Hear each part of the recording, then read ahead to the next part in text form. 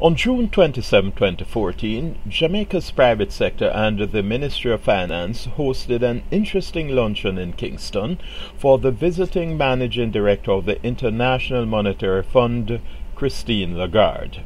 Richard Biles, co-chair of EPOC, the Economic Policy Oversight Committee, contextualized Ms. Lagarde's visit. If we were to be honest, few people gave Jamaica a chance to succeed. Madame Lagarde, you were one of those few persons.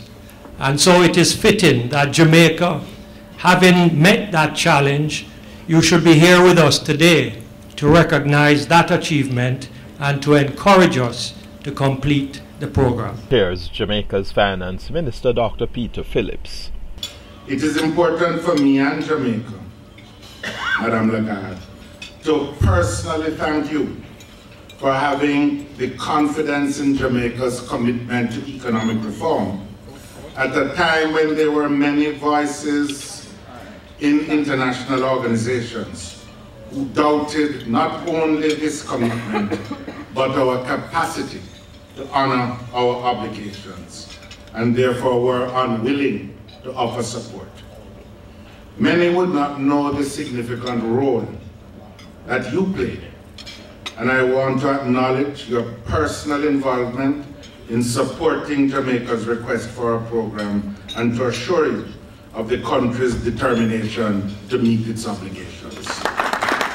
When Christene Largarde became head of the 188-country IMF in 2011, it was historic. The former French finance minister was the first woman to sit at the helm of the global institution. Her visit to tiny Jamaica, one of the world's most heavily indebted nations, was historic, and today we present excerpts of her speech at the June 27 luncheon, a speech which many felt bolsters Jamaica's 4-year extended fund facility with the IMF. I am very happy that the program which we negotiated together is off to a very, very strong start. You've mentioned the outcome, the results, and as you also mentioned, the fourth review was decided by the Executive Committee of the IMF on June the 20th. On this occasion, I would like to recognize Mario Dea, who is representing your chair on the board of the IMF, and Mary, you've been terrific support. Now, the 4 reviews that have just been completed have gone like clockwork. Nothing was missed, criteria were met, conditions were satisfied, there was no delay. And that is really changing the course of history. It does so because the track record of Jamaica, let's face it, was not really the best that you could think of. But now, all economic indicators are looking up compared with a year ago. Growth is up, unemployment is down, inflation is down, the current account deficit is down, and reserves are up. But this is just a start, yes. You know, I remember very clearly and vividly, and I've told you, Minister, the 24th of December, the day before Christmas, 2012. And we had been told about Jamaica.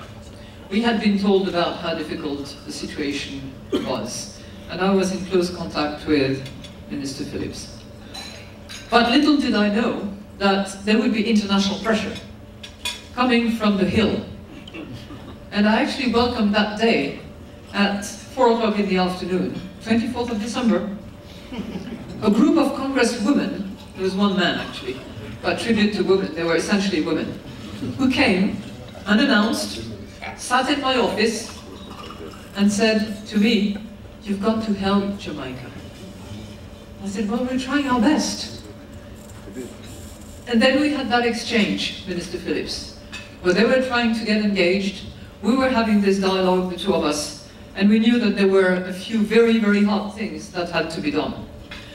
And what you have done personally, under the leadership of your Prime Minister, is nothing short of astonishing. So well done. According to Ms. Lagarde, the burden has been spread equitably and the results are promising. Domestic production is beginning to replace imports for some agricultural goods. Agricultural production is going up. Exports are being considered. Foreign direct investments are up. The competitiveness of Jamaica is on its way back. And that will mean a lot. That will mean a lot for what is essentially the purpose of the contract, of the program, which is to restore public finance so that Jamaica can generate growth, Jamaica can generate jobs, and Jamaica can restore its competitiveness, but by the same token, restore its integrity and sovereignty. When you are at the mercy, as you must have been, Mr. Governor, of having to just get rid of your reserves in order to defend your currency, I'm sure that it didn't escape to you that Jamaica was bleeding. The IMF's managing director gave the thumbs up to Jamaica's Economic Policy Oversight Committee, EPOC. We have never seen something like EPOC. Never. Anywhere.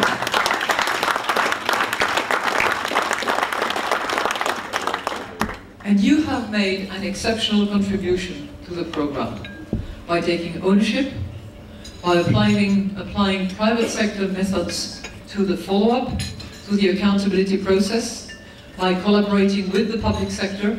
And I have to say that when I looked at my briefing materials coming over, I saw the 13th communique from EPOC.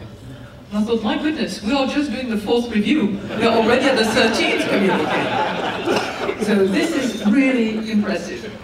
You are a unique institution, not just in Jamaica, but on a global, worldwide basis. Christene Largarde urged Jamaica to stay the course in its economic reform program and not let politics get in the way. But please stay the course. Don't let that sort of slip. Don't let electoral process get into the way of the efforts that you are undertaking. However, the IMF's managing director warned that more reforms are needed in 3 areas. It's all very well to have passed the tax incentive law, but you now need to implement, to collect, to go after those that are just evading tax, and we will help. The second priority is to modernize the public sector, making it more efficient and focused on delivering high-quality service. And the third one, which I'm sure you will be attentive to, is to make sure that Jamaica has a more friendly economy for business. A synopsis there of the presentation by the Managing Director of the IMF, Christene Largarde, at a luncheon in Kingston on June 27, 2014. The international capital markets have subsequently responded positively to Jamaica's economic program and Dr. Phillips's roadshow, and the island has successfully raised $800 million at a coupon of 7.6%, much of it to pay down on maturing bonds and thus preempt any possibility of default.